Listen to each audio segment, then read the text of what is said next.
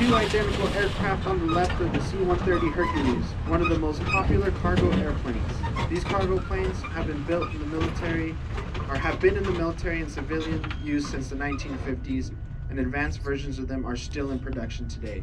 The green one is an example of the first version of the plane, and the gray one was specifically modified to deliver supplies to research centers and the North and South Pole by using the large skis you see as the landing gear, that is for taking off and landing in snow.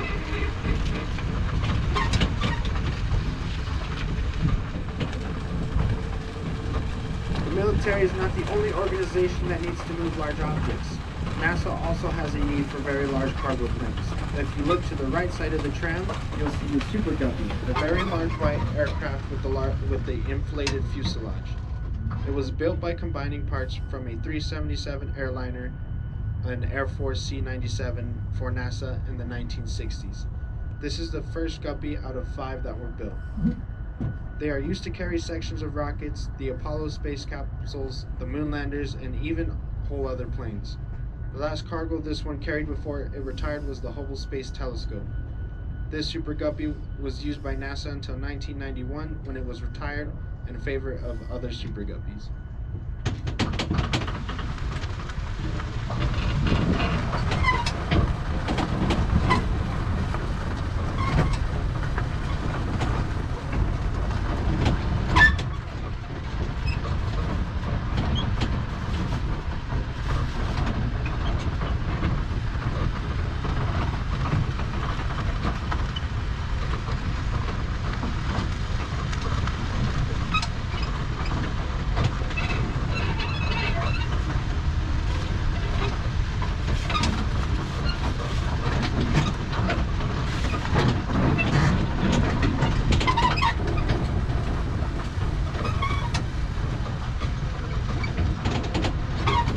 If you look to your left at the plane with the red cross on the tail and wings, you'll see the type of plane the Super Guppy was built from.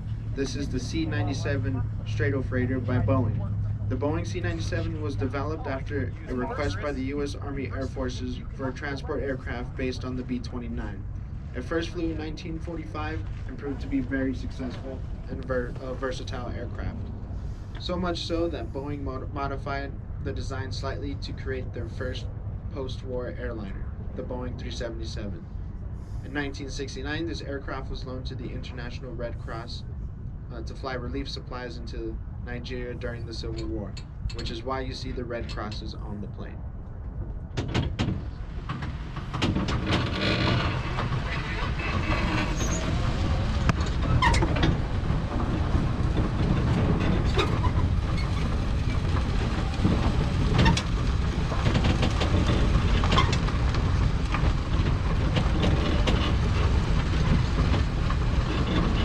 While airplanes are used in all different capacities in the military, one of the greatest restrictions on airplanes is how far they can fly before they need to land and refuel.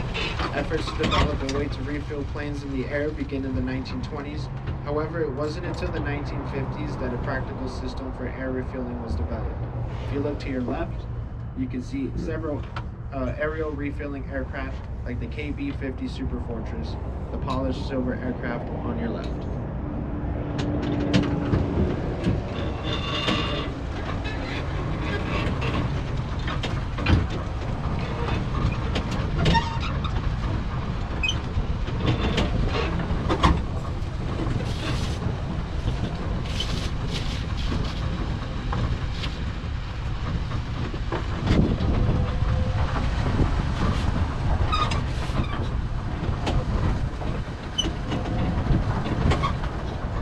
While being able to refuel in the air is important, the military also needed a way to detect approaching aircraft and submarines. Since World War II, the primary method of detecting approaching aircraft has been radar. Because radar only works in the line of sight, the higher up the antenna, the farther it can see. On the right of the tram is an aircraft developed for Great Britain to carry radar antennas. You can see the large radome under the nose of the aircraft that houses the radar. This dark gray plane is the Avro Shackleton. It's also unique because of the use of the contra-rotating propellers, in which two propellers in line with each other turn in opposite directions. This makes the propellers more efficient and provides for more power than one single propeller.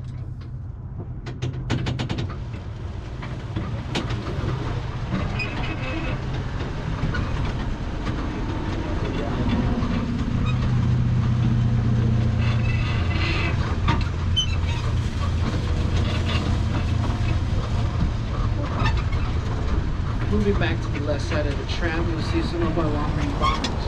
Long-range strategic bombing was developed during World War I as a way to attack industrial and military targets far away from the front lines of battle. The small and ineffective raids of World War I gave way to the huge air battles of World War II, with thousands of aircraft battling through the skies of Europe and Asia. The development of the atomic bomb at the end of World War II gave new importance to the development of even larger and longer range bombers. The first of the post-war bombers to enter service with the U.S. Air Force is a gigantic aircraft to the left of the tram, the B-36 Peacemaker. It is the largest bomber to ever serve in the U.S. Air Force and used 6 of the most powerful piston engines ever developed. The B-36 was the last propeller-driven strategic bomber used by the United States. It went into service in 1949, but it was already becoming obsolete, and its replacement flew only 3 years later in 1952.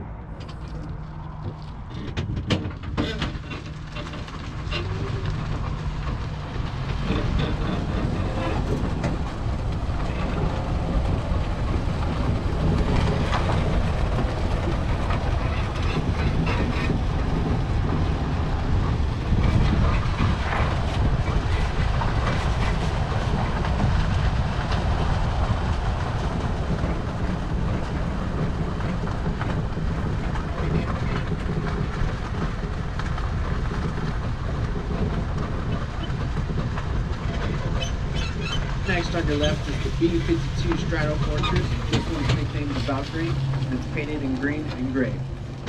It is the later version of the plane that was introduced in 1959 and served until 1994. This aircraft served in the 1991 Gulf War with Iraq and participated in what was at the time the longest combat mission flown in history.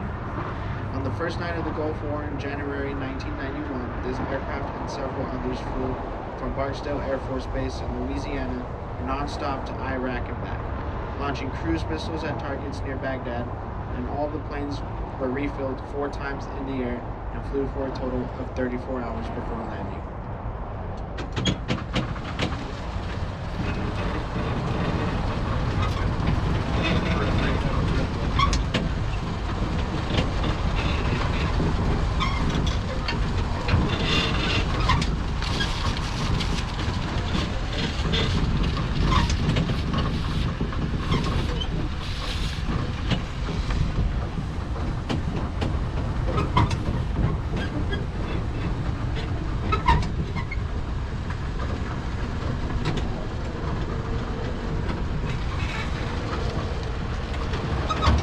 If you look to the left side of the tram, we have another B-52, and this one's nicknamed the Lone Star Lady. This has the black bottom and the green top. This version began flying in 1956 and was the main version of the aircraft used in the Vietnam War. They were painted this way with black on bottom and green camouflage on top, since many of the missions over North Vietnam were flown at night. From 1962 to 1974, the United States dropped over 7 million tons of bombs on Vietnam and Cambodia. The last B-52 left the assembly line in 1962. Today, 58 of them remain in active service and are expected to be used until 2050. To the right of the tram, we have a collection of foreign aircraft that were built outside of the United States. Aircraft represented here were built in China, France, Germany, Great Britain, Poland, and the Soviet Union. They consist of trainers, fighters, and fighter bombers. The fallen gnat is the bright green plane on the side of the tram. It was designed as a trainer for the British Royal Air Force in 1959. This one is the 4th of 6 prototypes that were built and tested before the aircraft went into production. The gnat served as a primary fast jet trainer for the Royal Air Force until 1979. Next to the gnat is the Alpha Jet.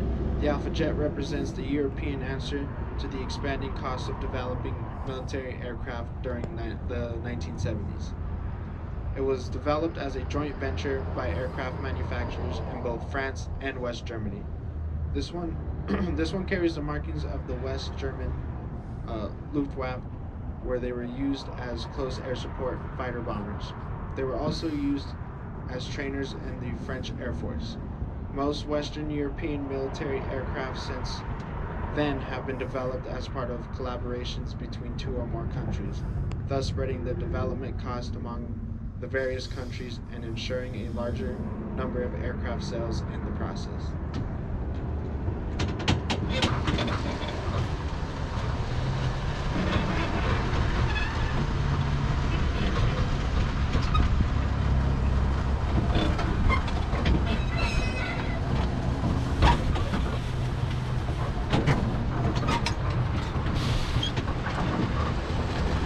The next series of aircraft we come to is on the right side of the tram, and these are Soviet-designed jet fighters.